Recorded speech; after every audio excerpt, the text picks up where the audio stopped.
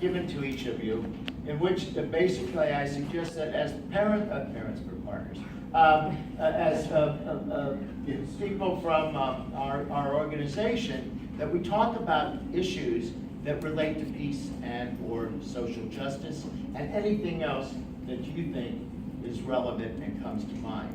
So I'd like to start with, and so what I'm hoping, I'll tell you the end result. I'm hoping that everyone in this room will go home eventually, and that you will become facilitators using the Socratic method to bring your people to a room such as this or whatever, and to talk about philosophical issues of importance to veterans for peace.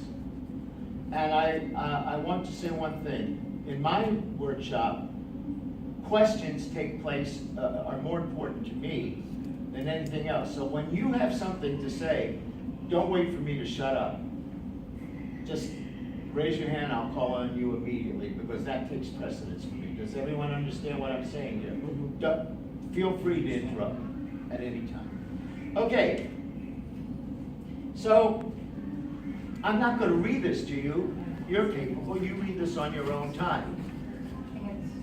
You read this on your own time, and I'd like to start with welcome to Socrates Cafe, everybody.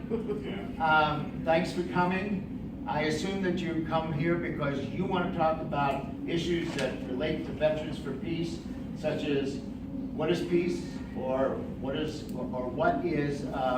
social actions, or a combination thereof. So what I would do, and is this, I would pass around some paper.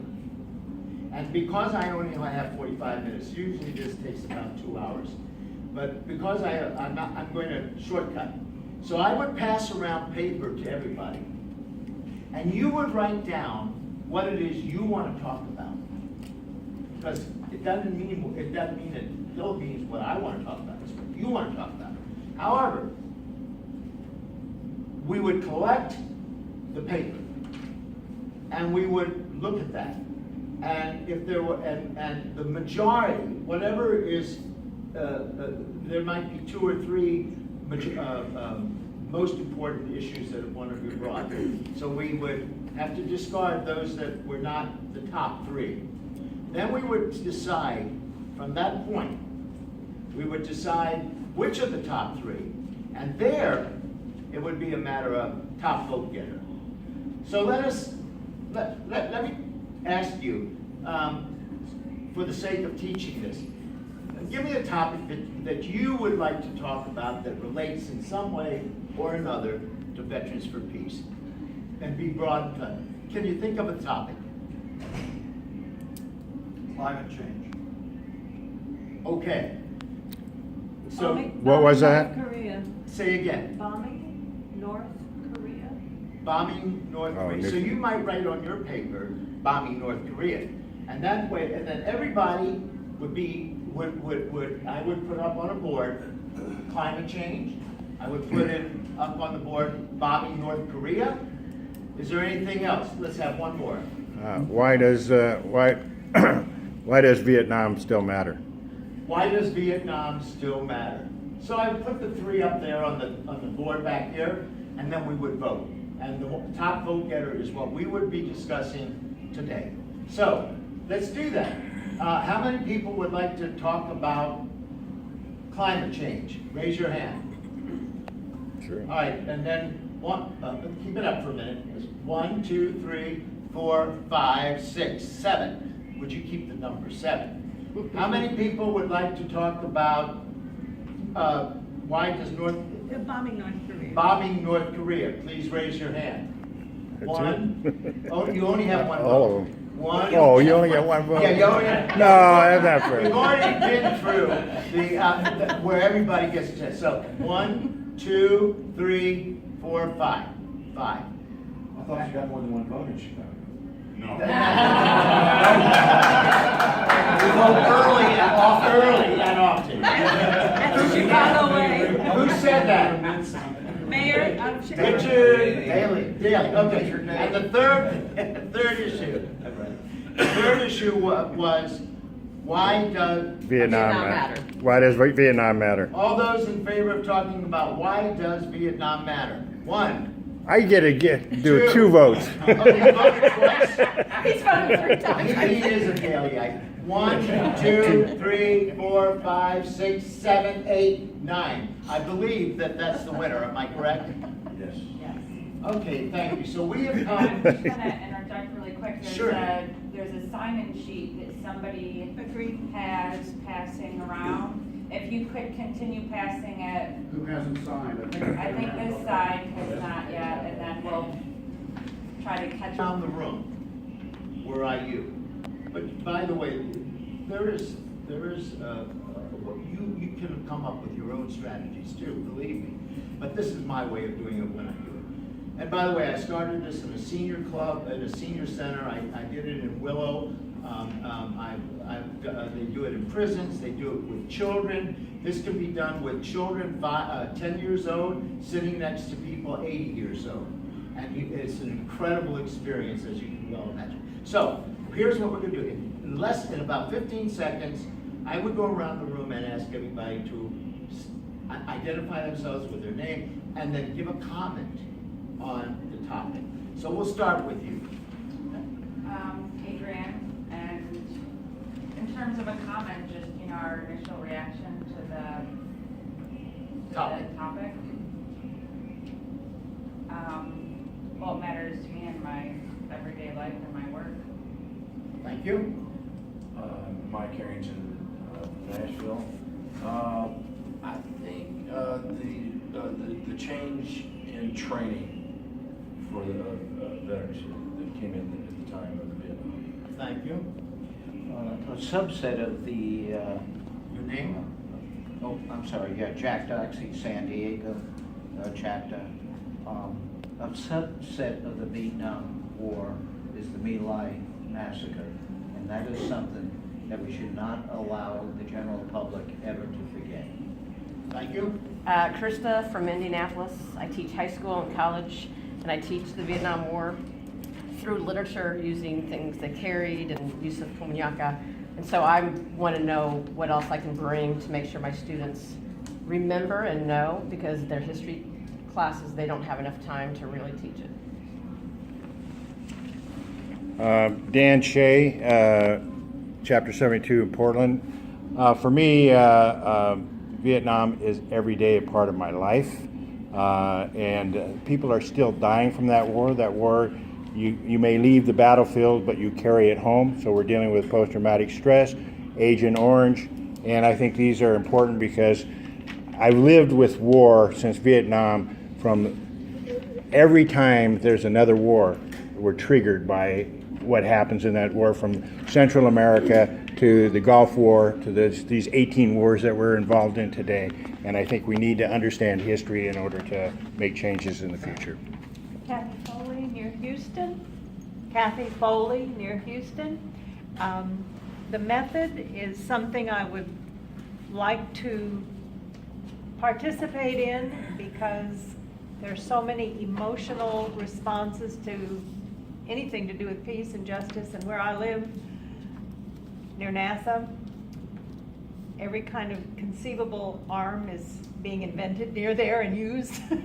We also have drone programs out of one of our airports, so We're gonna that's have to fine. move because I only have to sit back. Thank you. Go ahead. Paul Gessler, Fort Collins, Colorado. I was a Vietnam era vet. I served in the Air Force 70 to 74, but I know it's important to talk about Vietnam because it has affected my own nuclear family. My siblings, my brother-in-law, all my nieces and nephews, there's a stain from that war that we need to reconcile. Hi, Masaki Hirata. I came from Japan, and I'm teaching the Vietnam War history to the Japanese students. And for me, that why Vietnam matters, because from various points of view, Vietnam represents everything. Why wars are no good. So, thank you. Jerry Warhan from Asheville. History repeats itself. History repeats, go ahead. Bob Joseph, Santa Fe, New Mexico chapter. We don't seem to have learned anything from Vietnam with our imperial policies. And it's also important, since the Ken Burns series is coming up next month, 18 parts. It's going to be a controversial program. And this is something that will bring Vietnam into the fore again. It's an important issue. Gary May, Evansville, Indiana. My comment about the topic is that we need to make sure that, in the interest of the motivation for full disclosure, that what might be interpreted as a true representation of the war happens. Next. Mary McNellis, chapter 27. We need to learn to listen to each other. Next. Dennis Cohn, Chicago. I spent the last decade doing research on the Vietnam War, particularly on how the country used religion to legitimate killing in war. And my dissertation was on Billy Graham, Martin Luther King Jr., and the war itself. Thank you. Next. The excuses that our government used for going halfway around the world to invade this small country, those excuses were much more questioned morally, and they're still being questioned. Name and chapter. I'm Mark Foreman, chapter 102 in Milwaukee. Thank you. Would you two of you come into the group if possible? Thank you. Next. John Jadriv, chapter 161, Iowa City, Iowa. I'm just interested in learning about the lessons learned, the lessons unlearned, and the lessons ignored. Good point. Next. My name is Bill Young. I'm from Chicago. I take the point of the general public. How do we respond then in the anti-war movement, the peace movement, then, and what we should be doing now? Next. Vern Hall, chapter 27, Minneapolis, St. Paul, Minnesota. The thing that's been on my mind lately is this Kaepernick thing. And I saw a little piece about this, Colin Kaepernick, this guy that took a knee and has been not employed now, and nobody's going to hire him. Well, I happened to see a little piece about that. This business of the players coming out, the national anthem, everything, the government paid the NFL to do this. They never used to be on the field for this. So I was stunned when I saw this little piece. So that and a few things I've done tabling, and occasionally I have a hard time controlling my temper when I run into people that are totally Trump supporters. So I need to find a way, because my woman friend and many people say, take it down a level, take it down a level. So it's something I have to learn to, I don't get violent, but I get loud. So I need to learn to find some way to throttle that back and try to hear what I'm hearing from people. Next. John Ivins. I was a C-141 transport pilot, and I have done 4 or 5 tours of duty in Vietnam for about 2.5 hours each, and every one of those visits, it was surreal. It was so damn hot. Justin Loza, chapter 46, Monterey, California. Our chapter president is Phil Butler. He was a POW in Vietnam for 8 years, and I think it would be good to learn a little bit more about Vietnam to not let it happen. Thank you. Next. 3 Lives of the War. Yes. Daniel Craig, Santa Fe, New Mexico, chapter 55. I grew up on World War II glory movies, and I watched Vietnam as a child on TV, and which ultimately led me to Iraq in 1991, where not during the war, but the aftermath fucked up my life considerably, to say the least. And so, some of my stuff here is just finding my own resolution, because I really don't want to go to prison. And this keeps me grounded. You people keep me grounded. Next. George Taylor, chapter 35, Spokane, Washington. Our chapter is doing a full disclosure project in relationship to the Wall for Healing, which is visiting our community in late August. President Obama appropriated $65 million for the commemoration of the 50th anniversary of the war, and we want to make sure that's done right. Thank you. So, John, you're not going to do anything? No. So here, let me. Let me say that there are two ways that I can go with this. We have approximately 20 people in the room, would you say? And that's a large group. Yes, there's some new people that came in. I would probably, because all of you I expect to go home, and that you're going to be facilitators. So here's where I would go with it. When new people come in, I would ask that, did I hear? I heard. Did I hear someone talk about the need for continuing the Vietnam story to keep people aware of what it meant, because you feel that it plays upon your lives today? Yes. Yes. Yes. How does that look? What does that look like? That a war that took place 47 years ago, is that right? Am I right? 50 years ago? How does it look that a war that took place 50 years ago is still alive and well in the here and now?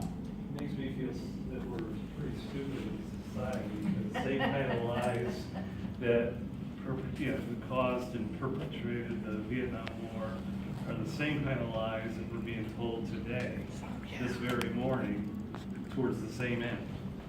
We don't learn anything. So okay, I got a little distracted by this. So, so say it again, please, Jerry. Well, it makes me feel like we're very stupid as a society, that the lies that were told to us 50-some years ago for the Vietnam War that started and keep it going, there's basically the same lies we're being told to this very day. Amen. For the same end, which is more war. So, and please, everyone, get involved. Yes, sir. When you use the word stupid, it's a real negative, and this is a complex subject, and it has been throughout history.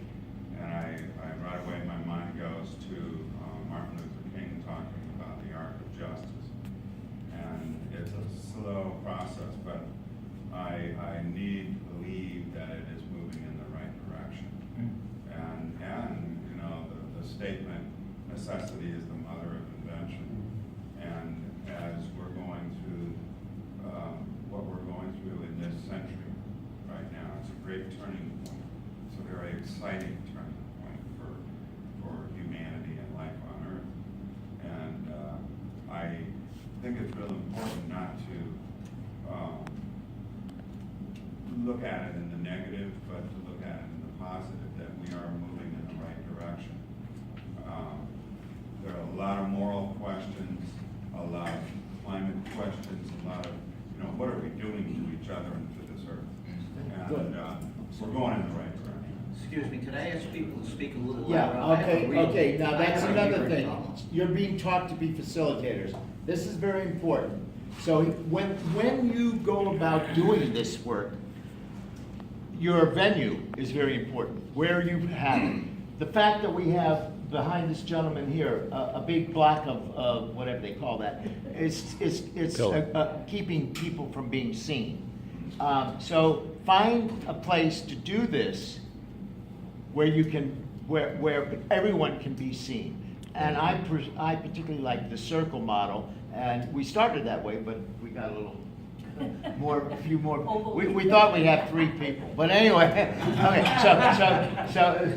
so let's go on. Alternatively, to Jerry's and Mark's question, comes to my mind, why are we as a society so willing to buy into these lies, to perpetuate the same mistakes that what is it about us as a society that allows it to be possible? So you're dwelling, so my question to all of you, and this is my role and as a teacher here, my role, I would say, because it came in my head, so you're suggesting, do I hear, that all of the information put out about Vietnam 50 years ago and today are lies? Is that what I'm hearing you say, that basically it resonates with you and you want to keep it alive because what we're hearing is lies? Is that accurate, or am I off base? Close enough. I don't What are see the it lies? necessarily as deliberate intentional lies in the beginning, but more from a systems perspective. War is the goal among many people who control the levers of power. So then their challenge is, what can they do to promote the pursuit of their goal? And it's manipulating, and it's changing, and it's obfuscating, and it's doing all this other crap that becomes accepted as reality. And I'm thinking back as far as World War II, where there were many assertions made there that turned out to be untrue, including the necessity of dropping the atomic bombs. I believe you were next, sir. We're an easily conditioned species. And we're a pack animal. And so it's easier, it's that kind of gentler, easier way to go with the herd mentality than it is to rebel. And so if they keep selling the story over and over, who the hell was it? Himmler said that if you tell a lie long enough, the people will believe it is the truth. And that's all that's happened to us. You know, we're so easily conditioned that we take that story because then it doesn't screw with our daily lives. We look for comfort and, you know, comfort. And so we'll take comfort and bullshit over rough waters and ultimately something more healthy in the long run. Yes, sir. I think, yeah, and also in regards to the military congressional complex, we need an enemy. We've always Yes. needed an enemy, Yes. especially when we're trying to make, like, for example, China now the enemy as well in the system. Are you saying that if we don't have an enemy That's how to we be define up, ourselves. to be angry at, Right. that somehow diminishes who we are as human beings, or as pack animals, or as herd, which is what you talked about? Are you saying that we need this? We need this So- to identify ourselves. I see one hand here, I see another hand here, and I saw another hand there. Go ahead. And I think what you were saying to begin, the military industrial congressional complex, I mean, there are certain people who certainly need and benefit from us having enemies. But I truly don't believe that there's something innate about human beings that Right. wants us Thank to you. continuously and endlessly fight and kill one another. Speaking of the United States here. Yeah. Okay, stop. What I'll do is say break, to teach, to make a teaching point. You just heard, and you'll hear it wherever you live. John, you'll hear this. You'll hear a direct point of view, totally opposite of somebody else's point of view. One person said indirectly, we, humanity, need somebody, a war, somebody to be against. We heard on the opposite. So here's what you can do as a facilitator in Socrates Cafe.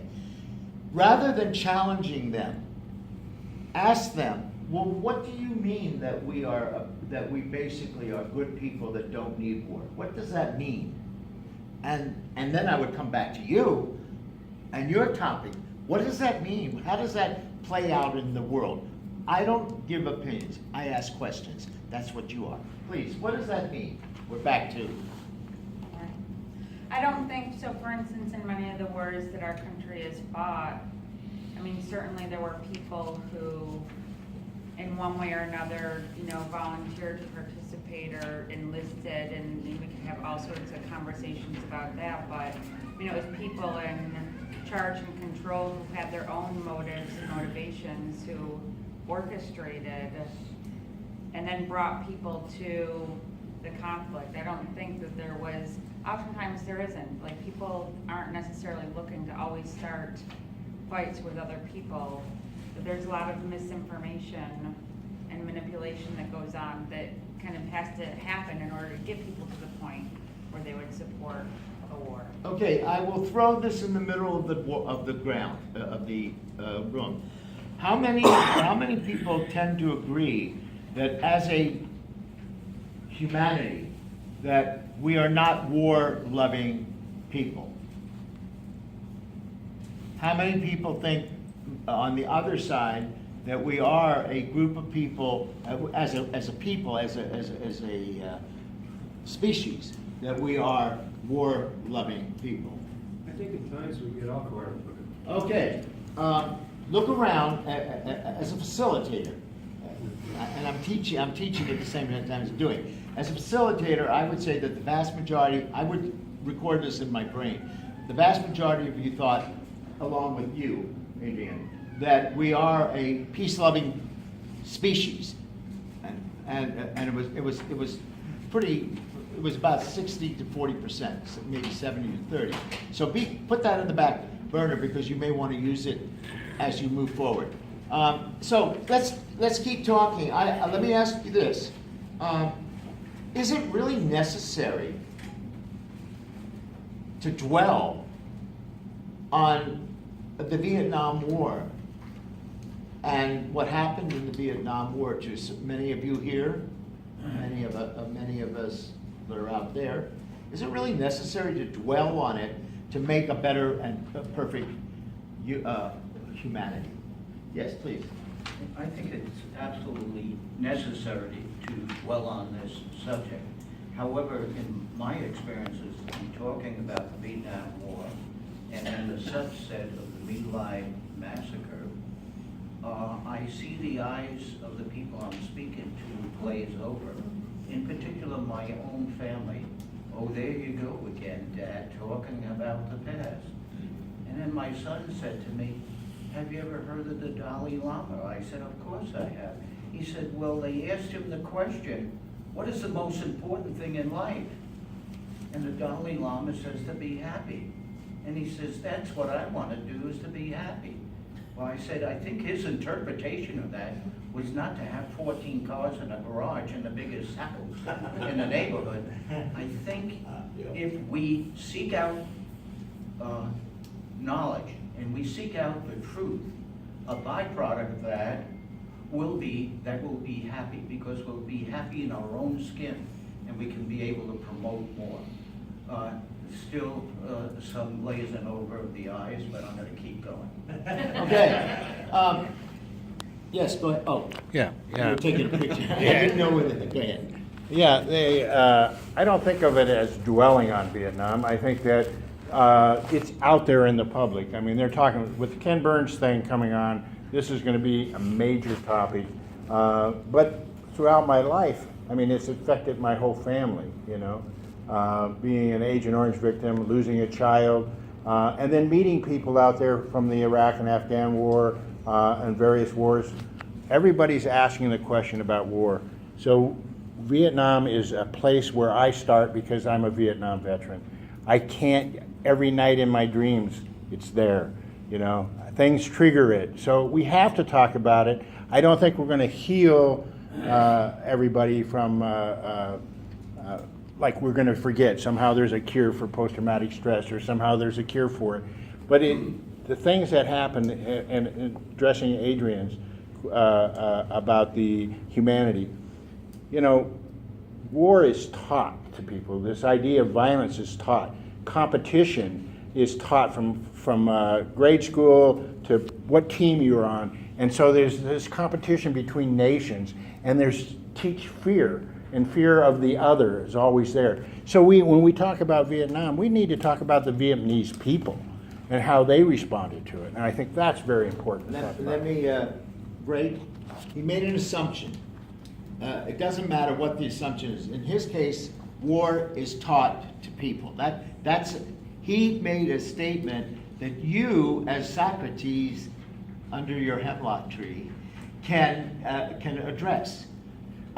So what does it mean that war is taught to people? Is that something that is acceptable to the group here? Or is there another way to look at it? So I would drop that in the middle of the room. I always think of it as in the middle and then see where people go with it. One sentence.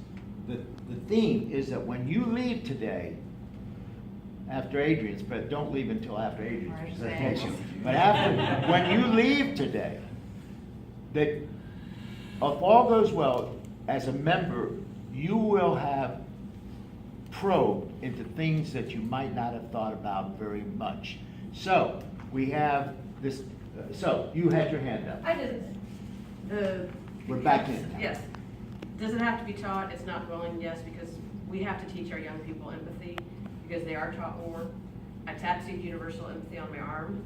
I teach high school and college, because the storytelling that the Tim O'Briens and all of you in here who fought have to be heard for them to understand why Iraq fucked him up. Because if we don't go back to that war, then we can't understand all the others. Are you And I have saying that, students- that he or she who does not learn from history? Correct. And I have students now going, young men especially, going into Iraq, Afghanistan after 9/11, and they come back and they reach out to me now because they know I will listen to that story. And if we don't teach the young people to listen to stories for that empathy, and I'm sorry I got very passionate there, but we have to keep teaching it. Passion is good in Socrates Cafe. Okay, just growing up post World War II, my dad, World War II vet, you know, and the war stories and the movies and the John Wayneism and on and on. And Can on. everyone hear him? We're programmed Yep. to that. In fact, when I was 17 years old, that's what you do next, go into the military. My family was a military family. Everybody, my brother, everybody was in the service. So are you saying, and sometimes I will use this, and I think you can use it, I want to be sure I hear him. Are you saying, and that's the way to do that, that you see that war is about programming people at a young age? Is that, do I hear you correctly? Absolutely. Yeah. Does that resonate with anyone in the room? Yeah. Does anyone see this differently? Would you please talk about that? Is that okay with you all? Yes. Go ahead. I agree that we are programmed as a culture to war, but I want to challenge the PhD thesis about religion and connection to Vietnam. There is a huge pacifist community in the United States led by religious leaders. The Quakers, the Mennonites, Church of the Brethren, Jehovah's Witnesses, all of those groups do not allow their young men and women to enlist in the military. Okay. So the pacifist tradition, although in a minority in the culture, is strong and real, and it's religious based. Thank you. I'm going to, I'm going to break now from, I've given you a very short version of what Socrates Cafe can look like. And I want to make a few comments because really it's Adrian's turn in about 2 minutes.